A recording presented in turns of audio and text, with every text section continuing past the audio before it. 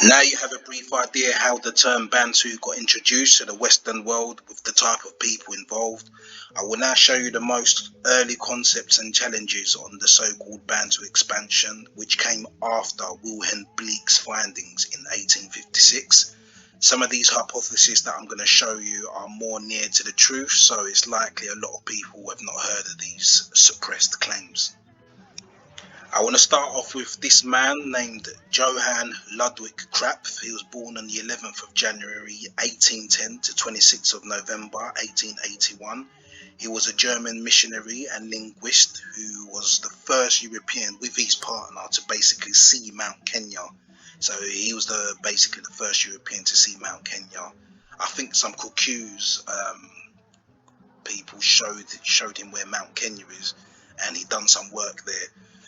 Basically, when he carried out his linguistic works in Africa, this guy, he basically specified that the language group was specifically from the equator down to South Africa.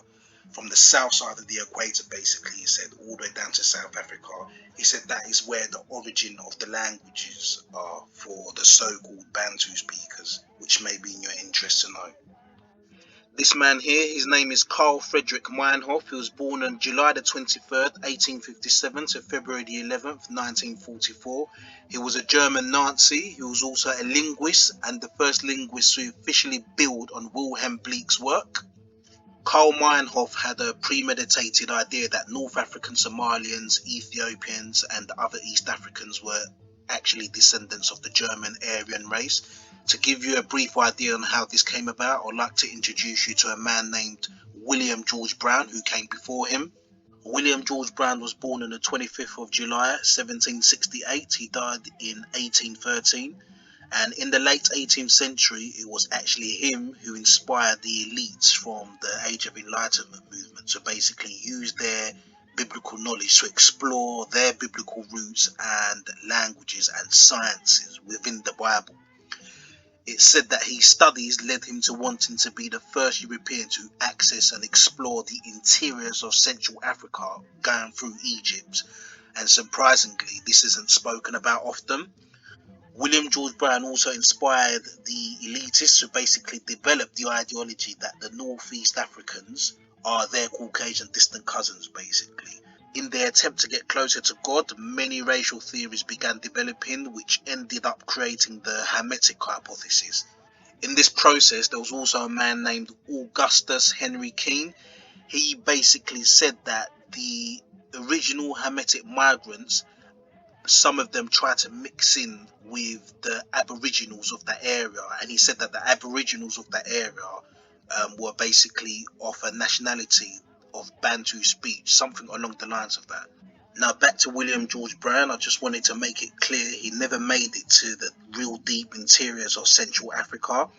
I think he only made it as far as North Sudan, where he likely saw enslaved Central Africans during the Arab conquest that was going on around that time in the 18th century, due to the trafficking of Central Africans via the Indian Ocean. He may have saw some Central Africans, but that's only as probably as far as Sudan region. But before he could ever even make it to the deep interiors of Central Africa, he was killed. Now back to Carl Friedrich. As expected from a member of the Nazi Party, during his studies on African languages, he had a premeditated belief that Central Africans are inferior and closer to ape-like creatures. And the birth of this ideology from the late 19th century onwards explains why them and their Belgian British cousins murdered millions of Central Africans with unwarranted anger. Karl Meinhof carried out extensive studies on the Northeast African languages, and in 1912 he called this language group the Hamitic languages, which today is now known as Nilotic languages or Nilo-Saharan languages. It's not clear why the Belgian, British and German missionary societies were so angry with indigenous Central African populations to the point of classifying Northeast African languages as Hamitic languages solely to demonstrate biblical literature is not associated with any Central Africans at all. It's just associated with the Aryan race, which was the Germans at the time, and the closest Caucasian cousins to them, which are the Ethiopians, Somalians and Northeast Africans, and they call them the Hamites. Do have in mind this biblical Hamitic language classification was published in 1912.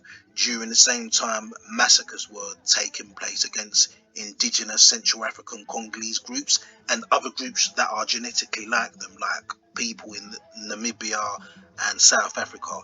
What made them so angry, I don't know, but they were just very angry at Central Africans for some reason. I want to introduce you to another man named Henry Hamilton Johnson. He was born on the 12th of June 1858 to the 31st of July 1927. He was basically a very high-ranking human biologist serving his Royal Society under Queen Victoria. He was also an African linguist with an unexplainable obsession with the interior Congolese people and their habitat as well. In fact, the majority of his work's focus point was on peoples from Bantu-speaking ethnic groups, especially indigenous Congolese people and those that are genetically like Congolese people for some reason. Has any of you heard of the term scramble for Africa? Well, I just want to let you know it was actually him who was a key player from the Berlin Conference meetings. It's said he even tried to take a whole portion of the interiors of Congo in the southeast regions all for himself. This may even have to do with what caused wars amongst themselves in World War One. Henry Johnson, along with other linguists and explorers, including Karl Meinhof, basically got the first Bantu languages compiled together in the 1911 Britannica Encyclopedia. In other words, the final developed version of Wilhelm Bleek's works. What you're seeing here, this is the official map based on the Bantu language migration by Henry Hamilton Johnson and based on a compilation of works from Johann Krapf, if you remember I mentioned Johann Krapf and Karl Meinhof together, and several other missionaries. It's important to note in this 1911 publication they declared the archaic mother tongue of Bantu languages to have come from South Central Africa region, covering southeast region of DRC Congo, all the way to Botswana, into Namibia, and the highest gradation reaching the Congo equator, which was closer to Johann Krapf's finding. Here are a few important notes from the 1911 publication of the Bantu languages. The introduction to this publication infers that Bantu language family is south side of the equator. They expressed a great need to ensure they open up their write-up with the following statement. Don't for a moment think Bantu speakers belong to a special type of Negro. I'll start again. In this Britannica 1911 publication, they opened it up with saying, don't for a moment think Bantu speakers belong to a special type of Negro. Why they needed to say that, I don't know. They made it obvious that they studied our physical characteristics in sync with our vocabulary, and they even stated the Bantu speakers' primary home was in the heart of Africa, which is basically on the south side of the equator. The main concentration of Bantu speakers was in Uganda, then they spread southwards, east, and west till they ended up in Namibia. They estimated this was no longer than 2,100 years ago. I'll start again. The main concentration of Bantu speakers was in Uganda. They then spread southwards, east, and west till they ended up in Namibia. They estimated this was no longer than 2,100 years ago. And they even described it as a southern exodus. And this estimate from them, or this hypothesis from them at this early stage, is really important. They made reference to Bantu speakers using the term kuku to refer to a fowl which could have only come from Central Northeast African regions. They made reference to modern day West African languages from the regions of Benue, Nigeria, even as far as Togo and Niger, and the Sahel regions may have been taken up by Hamitic or Nilotic conquerors, which these languages were forced onto Bantu speakers. I'll start again, I'll repeat that again. They made reference to the modern day West African languages from the regions of Benue, Nigeria, as far as Togo to Niger and the Sahel regions, may have been taken up by Hamitic or Nilotic conquerors, which these languages were forced onto Bantu speakers. And I think they was sort of making reference to Arab conquest just during or prior that time. Following this, they made it clear they have no clue at which ethnic group the Bantu languages sprang from. This is very important because I'll repeat again. Following this, they made it very clear they have no clue at which ethnic group the Bantu languages sprang from. They also said the places in West Africa marked down as Bantu speakers was not based on the vocabulary of indigenous Bantu speakers, but based on grammatical constructions of the West African languages they encountered over there. And the Niger Delta to Nigerian Benue region prefixes does not correspond with Bantu. I'll repeat, they said the Niger Delta and Nigerian Benue region prefixes in the language does not correspond with the Bantu. It's very important to note that as well. The Benue region of Nigeria to Cameroon was referred to as Semi-Bantu, and this was based on some words and prefixes which were only used singularly or in a plural form they were used. But the overall grammatical category was very doubtful of being Bantu. That is what they said. And also it's important to note the grammatical relationships can be found as far as Gold Coast, and it's also very important to note this was in line with the comment they made about West African languages being taken up by Nilotic conquerors. They also said the Bantu speakers themselves who they met at these early times, they said that they came from the north, from their current region.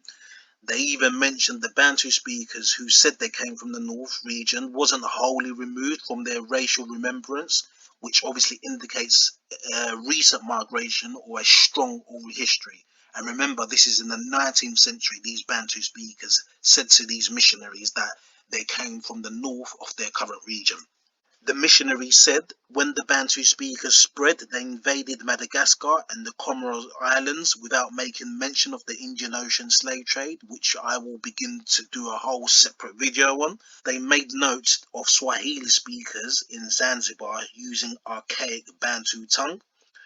But if you know, many of those Swahili speakers were taken from the Congo by the Swahili Arab sultans, and they was actually taken to the east coast of Africa to be enslaved and sent to Comoros Islands and Madagascar and Seychelles, etc. The author cleverly infers to a migration, not to the Indian Ocean trafficking, basically. In this encyclopedia, they even refer to the Bantus as Big Black Bantu when discussing them in comparison with the Khoi and San groups in South Africa. So you can see where the demonization was starting. To further solidify the origins of the Bantu-speaking languages, their classifications in this early time started in Uganda down to northeast regions of the Congo forest, and this region was their first region, or would be the equivalent of today's Guthrie's Code A. in his modern codes, basically for Bantu languages.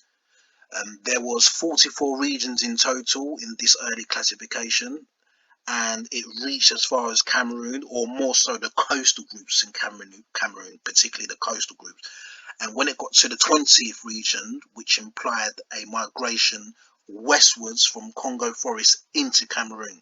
So I repeat, when it got to this 20th region, it implied there was a migration from western regions of the Congo forest into Cameroon.